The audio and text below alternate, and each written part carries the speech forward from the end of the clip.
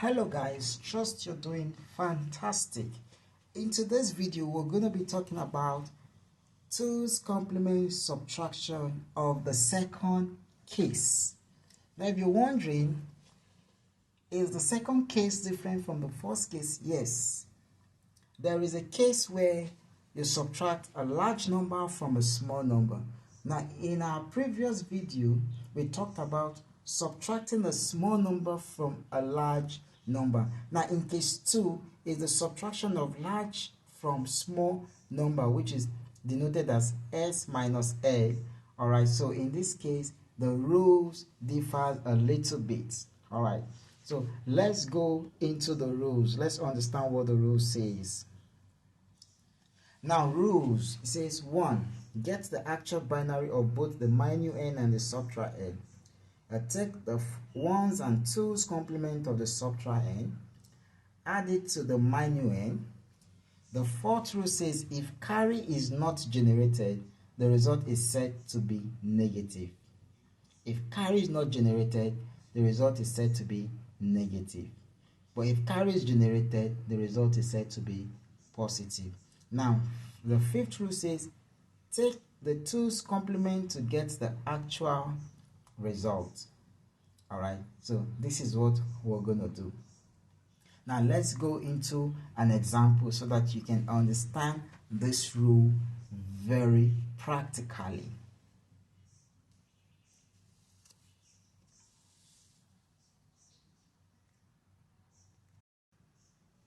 Now let's take this example that says, what is the 2's complement subtraction of 72 from 54? Now if you notice that 72 is larger than 54. So in a nutshell, this is how we're going to write this expression. We're going to say 54 minus 72. So it means we have the small minus the large. In this case, the minus n is always the number subtracting the other number. So 54 is the minus n and 72 is the subtract n.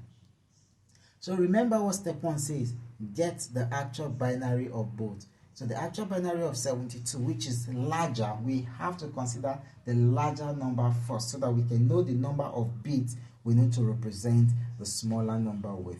So since 70 is going to give us 7 bits, we're going to have 72 is going to be 100 1000.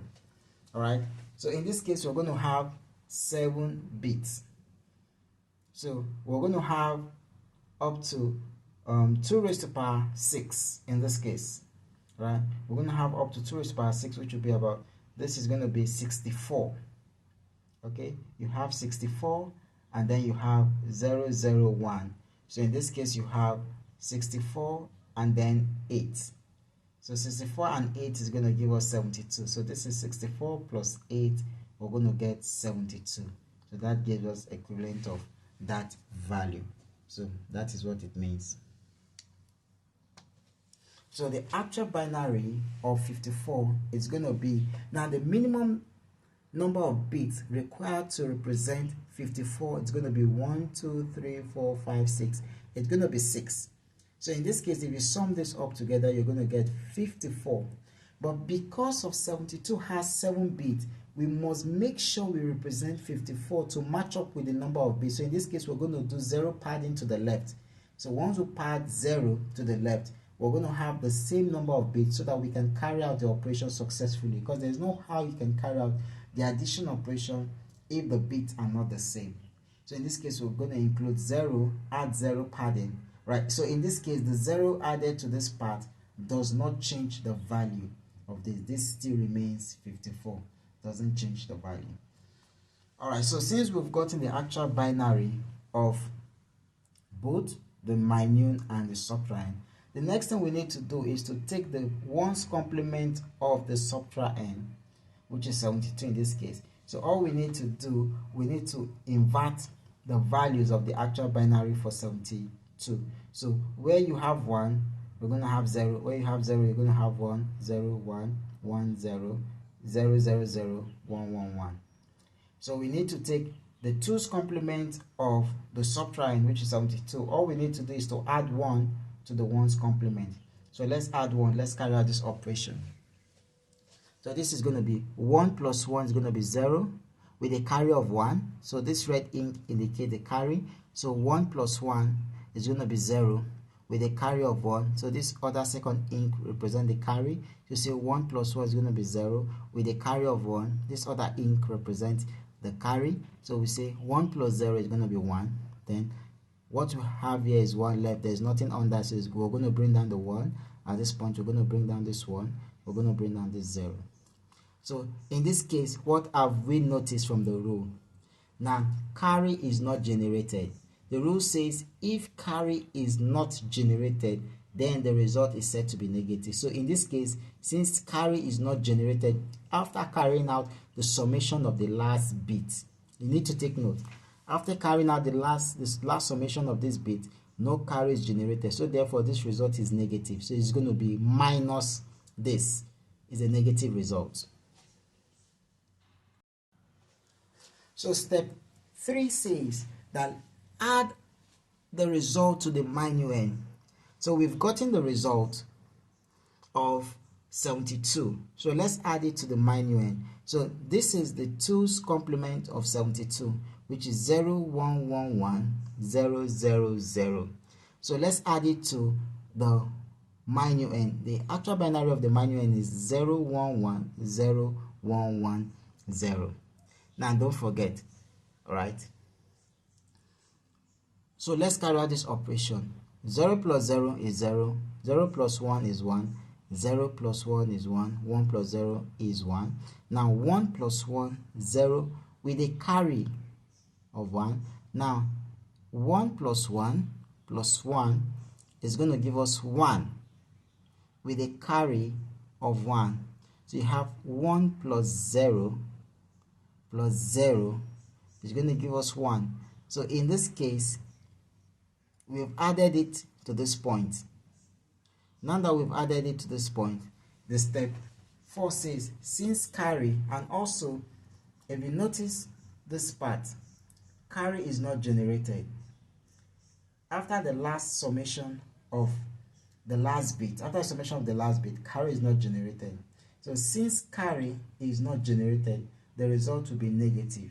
So in this case, our result will take up this form. All right, it will be minus 1, 1, 0, 1, 1, 0. So that's why we have at this point minus 1, 1, 0, 1, 1, 1, 0. So at this point, carry is not generated. So it's going to be minus.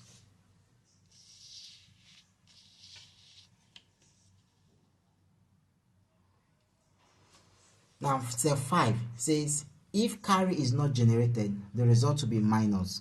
It will be negative. But then there's something we have to do, one more step. We have to take one more step. Since carry is not generated, the result is negative. We have to take one more step. Now the step is that we have to take 1's complement again. So each time carry is not generated, when you add the result of the subtrahend to the minuend, carry is not generated after the summation of the last bit. Therefore, we need to take the first or the 1's complement again. So 1's complement of this result. All right, the 1's complement of this result.